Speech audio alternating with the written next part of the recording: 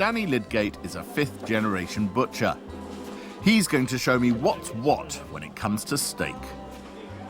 So Danny, big bit of animal here. Show me where the various cuts come from. Start off with this. What have we got here? We've got the most expensive part and the most tender piece of meat, the fillet along the middle of inside the rib cage. Then we've got the rump at the ends. This is the sirloin here, and if you were cutting a T-bone, you would cut it that kind of region. And this is the rib of beef, where you can see where you get the ribeye. So when it comes to buying steak, what should we go for? And does it have to be expensive? If you buy the best steak, like a fillet steak, the most tender steak, nothing will come the same close to the tenderness, but it will be expensive. Let's go to the other end of the scale. You want a good steak, but you want on a budget. Where are we going to? Well, the rump steak is going to be a lot cheaper than a fillet steak. Are you getting a second-rate steak for that money? Not really. I think rump is becoming more popular, so it can be quite tender, but the flavour is the most flavoursome of the whole body. This at the front, this is a sirloin, isn't it? Yeah, we've got a sirloin steak, which is a well-marbled sirloin steak. And marbling is the fat that's actually inside the muscle? Yeah, it's interior sort of fat of the muscle. It's going to give a lot of juiciness and flavour to the meat. Really, it's essential. Right, we've seen how to buy steak, now we need to see how to cook it. In this steak restaurant, they use a flame grill with temperatures hotting up to 360 degrees. But the secret of cooking a good steak at home is to follow a few simple steps.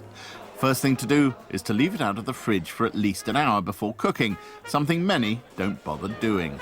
People take it straight out of the fridge, stick it on the pan. The core temperature of the steak will be cold, and therefore the way they want to cook medium rare won't come out as they desired. So, Ollie, do you fancy a steak off? Why not? Let's go. We're cooking rump, one of the cheaper cuts, but also one of the most delicious. We're aiming for medium rare, caramelised on the outside, but with a good blush of pink on the inside. I'm going to do it my way. I'm putting it all on the line here. Chef's cooking his steak dry. He doesn't like the taste oil can leave, but I'm rubbing a smidgen onto mine to give it a better crust. And don't forget, plenty of seasoning and heat your pan until it's smoking hot. Can you ruin a good steak through bad cooking? Yeah, quite easily. Quite easily. As a very rough guide, the average medium rare rump needs around 4 minutes each side, though that changes depending on how you like to eat it and the thickness of the steak. You've got that kind of paranoia on now, haven't you? Yeah. The head chef of one of London's great steak restaurants, and you think it's all going slightly awry. Pressure's on. You ready? Good caramelisation. Could be better.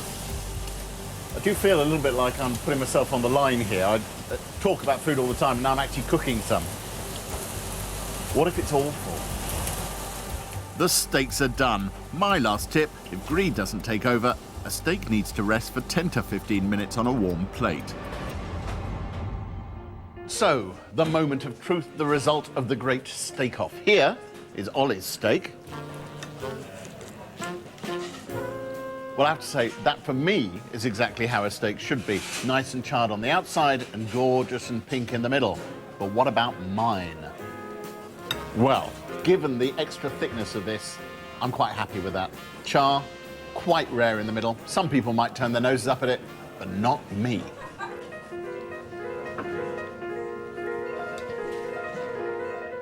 It's pretty good.